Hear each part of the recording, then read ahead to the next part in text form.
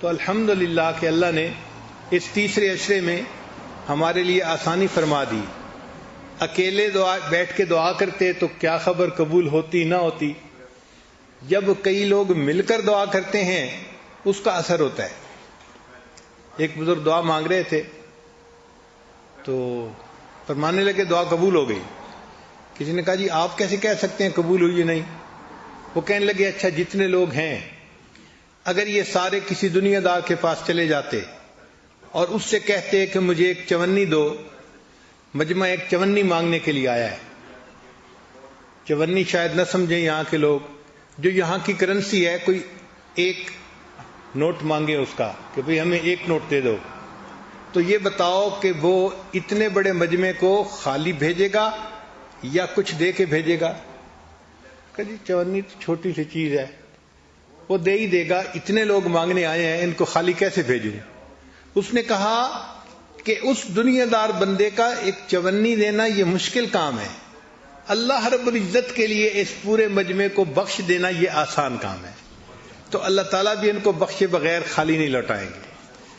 تو اللہ تعالیٰ نے جب توفیق دے دی تو ہم یقین کے ساتھ یہاں وقت گزاریں کہ انشاءاللہ اللہ تعالیٰ نے ہماری بخشش فرما دینی ہے اور ہم نے ایک نئی زندگی گزارنے کے ارادے کے ساتھ واپس لوٹنا ہے. اب کہانی سنیں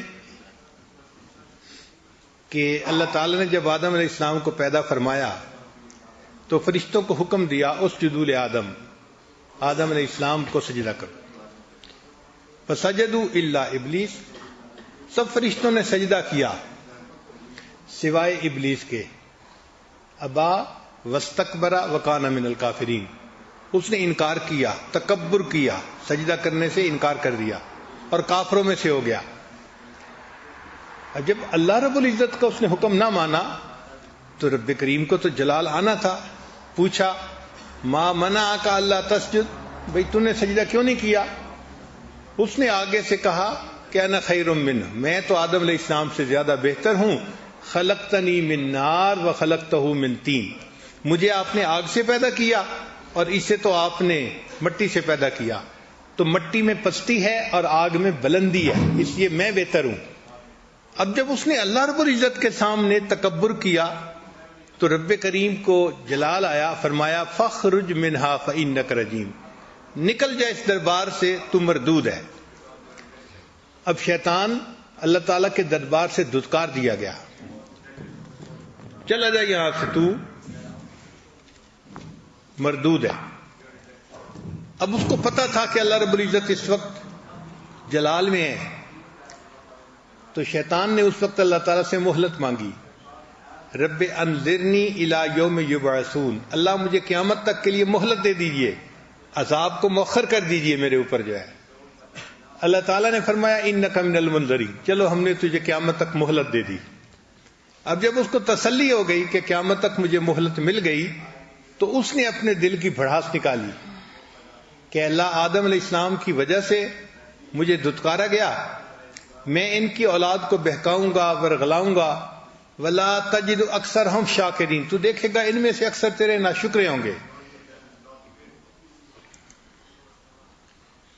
اب جب شیطان نے یہ کہا کہ میں بہکاؤں گا، ورغلاؤں گا اور ان کو ناشکرہ بناؤں گا، تو آدم علیہ السلام نے اللہ رب العزت سے عرض کی پروردگار عالم یہ تو پیچھے پڑ گیا تو راستے سے ہٹا دے گا، تو اس کے مقابلے میں کچھ مجھے بھی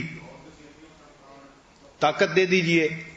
تو رب کریم نے فرمایا کہ میرے آدم علیہ السلام تمہاری اولاد اگرچہ گناہ کرتی رہے گی، اگر زندگی میں کسی وقت بھی نادم اور شرمندہ ہو کر میرے در پر آئے گی اور مجھ سے معافی مانگے گی، میں ان کی زندگی کے پچھلے سب گناہوں کو معاف فرما دوں گا.